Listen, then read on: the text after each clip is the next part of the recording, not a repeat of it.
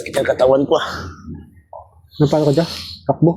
Tapos Dak, pwede makipasuyo sa'yo? Anong gawin? Paano mga ano ko doon ng ano? Pabili mo na ako ng ano? Sulmyox. Inuubo ako eh. Masakit yung katawan ko. Pabili ako ng ano? Sulmyox. Nasisi. Ito na. Oh. Ano to? Sulwox. Ha? Sulwox. Sa'yo sulwox.